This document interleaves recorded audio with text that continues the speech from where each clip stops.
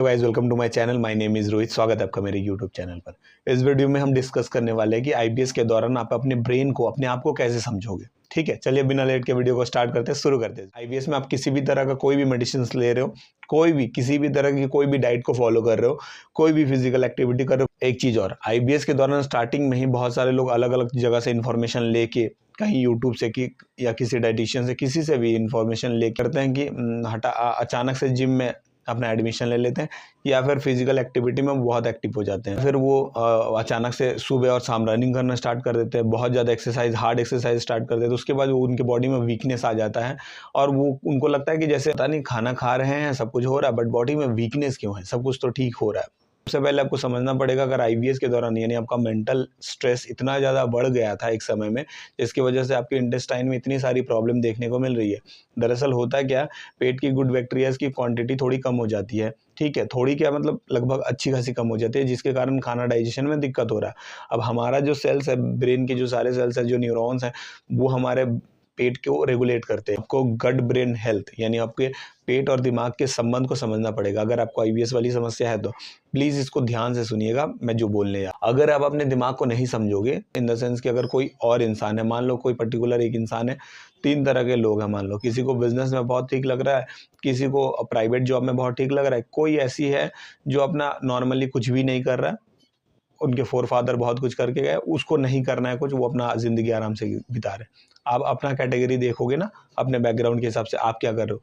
अगर आपके four father कुछ नहीं करके गए, आपके बिजनेस नहीं, आप जॉब करोगे क्योंकि पैसे आपके लिए इंपॉर्टेंट है। Same goes with your mind.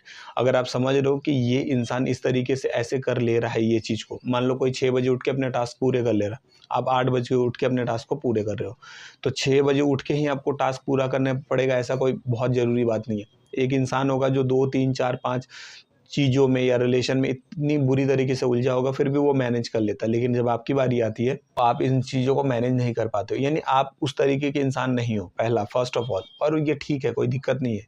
एक साथ 4-5 रिश्ता चलाना भी बहुत बड़ी बहादुरी वाली बात नहीं है। एक दिन आप फंस जाओगे, खुद ही टैंगल हो जाओगे उस चीज़ में। ये बात समझना पड़ेगा, जिस तरीके से आपके पेट में कोई मान लो फूड गया, कोई खाना आपने खाया, मान लो मैं रोटी खाई या मैंने चावल खाया या मैंने नॉनवेज में कुछ खाया, तो वो जैसे मेरे पेट में गया और पेट में मूवमेंट स्टार्ट हो गया, कभी इधर इधर दर्द होना स्टार्ट हो गया, कभी बाउल मूवमेंट, कभी आवाज़ सुनाई देना, पेट की आवाज़ गर गर, वो जो साउंड होती है ग्राउलिंग की, वो सुनाई देना स्टार्ट हो गया।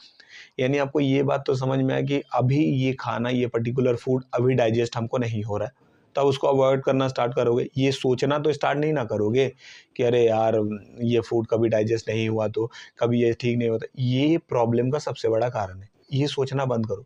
वो फूड अगर आपको 1 साल पहले डाइजेस्ट हो रही थी, अभी नहीं हो रही, कारण तो कुछ है। कारण है आपका गट, वो डाइजेस्ट अभी नहीं कर पा रहा उसको। ठीक है, देखो, अगर आपको सर्दी है और सर्दी के ऊपर अगर फीवर आ रहा है, तो डॉक्टर के पास आप जाओगे तो वो तुरंत पकड़ लेते हैं कि इनको सर्दी है, सर्दी के ऊपर फीवर आया। ठीक है, तो वो आपको बुखार की दवा देते हैं कि बुखार कम जाए, लेकिन साथ साथ वो सर्दी की एंटीबायोटिक भी देते हैं ताकि सर्दी को काट सको आप। Same goes with IBS. अगर आपको पता चल गया है कि भैया मेरे प्रॉब्लम है पेट में, ये मुझे दिख रहा है, बट मैक्सिमम केसेस में, 90% केसेस में उन्हें ये पता चल जाता है, लोग ये प्रॉब्लम मेरी ब्रेन की है, तो हम क्या कोशिश करेंगे पेट को सुधारने की बार बार, या फिर मैक्सिमम टाइम में ये मेरा एफर्ट होगा कि हम अपने ब्रेन पे ध्यान दें, सोचने वाली, समझने वाली, अपने बॉडी लैंग्वेज को, अपनी पर्सनालिटी को, लोगों की बातों को समझने या सुनने, या हर बात अपने आप पे ऐसा विक्टिम वाले कार्ड को प्ले करने में, उसमें ध्यान देंगे। नहीं ना, आपको बदलना पड़ेगा अपने आप को। You have to change yourself. अगर नहीं बदलोगे बहुत दिक्कत आने वाली है, क्योंकि कोई भी जिस तरह खाना आपको सेंसिटिव करता है, आपके पेट को सेंसिटिव करता है, उसी तरह अगर हम आपको कुछ ऐसा बात बोल दिए ना जो आपको बहुत लग रहा है, बुरा लगा, वो भी आपके गट को सेंसिटिव कर दिया ऑटोमेटिकली, क्योंकि ब्रेन और गट का सीधा संबंध है। ये बात जितनी जल्दी समझ जाओगे उतना आपके लिए जो है कि फ़ायदेमंद होगा। तो अगर कोई बात ऐसा लग रहा है कि ये बात हमको हॉन्ट कर रही है, परेशान कर रही है, उसको लिख लो। पर्टिकुलरली किसी जगह पे लिख के डायरी, नोटपैड किसी में लिख के काट दो। ठीक है? या किसी बहुत अच्छे दोस्त से शेयर कर लो कि पता है यार उसने ऐसे बोल दिया। पता है मुझे क्या करना चाहिए? बता मुझे कि मैं कैसे हैंडल करूँ? अब अगर वो आपका बहुत अच्छा दोस्त है तो वो आपको साथ तो देगा ही ना। किसी रिलेशन में हो, अपने गर्लफ्रेंड से ये बात शेयर कर लो, शादीशुदा हो, अपनी पत्नी से ये बात शेयर करो। जो आपको लग रहा है कि मेरी बातों को, ये बात को समझ पाएगा, उसको ये बात शेयर करो। कि पता है यार उसने ऐसा बोल दिया, मुझे बड़ा बुरा लगा। ये ऐसा नहीं कि वो प्रॉब्लम को सॉल्व कर देगा, बट एटलीस्ट वो आपकी इस प्रॉब्लम को सुन लेगा ना। आप जब बोल दोगे, अंदर से निकाल दोगे, तो थोड़ा हील महसूस करोगे, थोड़ा लगेगा कि अच्छा कुछ बोझ उतरा है दिमाग से भी, समझे। तो इसीलिए बोलते हैं जब स्ट्रेस और टेंशन आती है वो सबसे पहले दिमाग में आती है, ब्रेन को हिट करती है, उसके बाद बॉडी को हिट करती है। तो ये बातों को समझो कि ब्रेन और गट का सीधा संबंध है। जब जब ब्रेन सेंसिटिव होगा तब तक आपका गट स्टिमुलेट होगा, सेंसिटिव होगा। आप समझ पाओगे उसको कि ये मेरा, जिस दिन आप पर्टिकुलरली बहुत ठीक रहोगे, बहुत हैप्पी रहोगे, उस दिन आपको ये सारी चीज़ें नहीं देखने को मिलेंगी। और एक चीज़ और कि लोग बोलते हैं कि भैया हमको ये सारी कोई ऐसी समस्या नहीं है और हमको ऐसा नहीं। देखो अगर आपको हो रहा है ना, ठीक है, तो ये एक्टिंग, तो आपको ये ऐसे बिहेव करने की ज़रूरत नहीं है। हो रहा है तो आप बताओ कि हाँ, सच में ऐसा फ़ील कर रहे हैं, नहीं हो रहा तो ठीक है, कोई बात नहीं।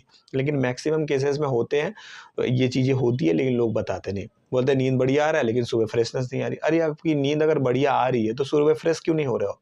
ऐसा लग क्यों नहीं रहा है कि आप बहुत ज़्यादा एनर्जेटिक हो? क्योंकि आपकी बॉडी सारा रात अपने आप को हील करके उठी है, तो सुबह एनर्जी होना चाहिए ना। कहीं तो प्रॉब्लम हो रहा है, बॉडी में नहीं हो रहा तो कहाँ प्रॉब्लम हो रहा है? ब्रेन में प्रॉब्लम हो रहा है, आपके दिमाग में, आपकी थिंकिंग में। ये बात समझना पड़ेगा आपको। ये जितना जल्दी समझोगे उतना आपके लिए अच्छा है।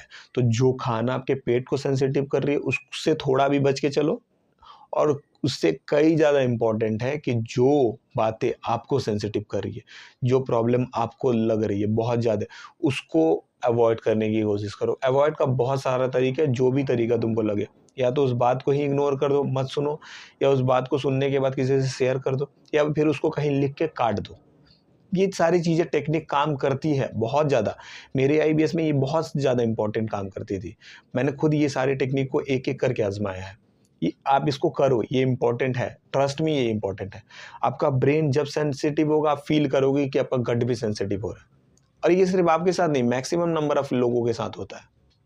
तो प्लीज़ इस बात को कंसिडर करो और अपने आप को समझो, आप क्या हो, आप किस बात से बहुत ज़्यादा सैड होते हो, किस बात से बहुत ज़्यादा डल, लो फील करते हो, किस बात से आप बहुत ज़्यादा एनर्जेटिक फील कर रहे हो, और अपने आप को कंटिन्यूअसली ये बोलना स्टार्ट कर दो कि आप मेंटली फिजिकली स्ट्रांग हो, मेंटली फिजिकली स्ट्रांग हो। ज़्यादा नहीं करना, आप दिन में 5 बार या 10 बार ये अपने आप को बोलना स्टार्ट करो। देखो धीरे धीरे चेंजेस आना स्टार्ट होंगे। आई होप कि ये वीडियो आपको मदद की होगी। अगर वीडियो मदद की होगी तो please do like and subscribe my channel. मिलते हैं हम आपसे नेक्स्ट वीडियो में किसी नए टॉपिक के साथ। चलिए, जय हिंद, जय श्री राम।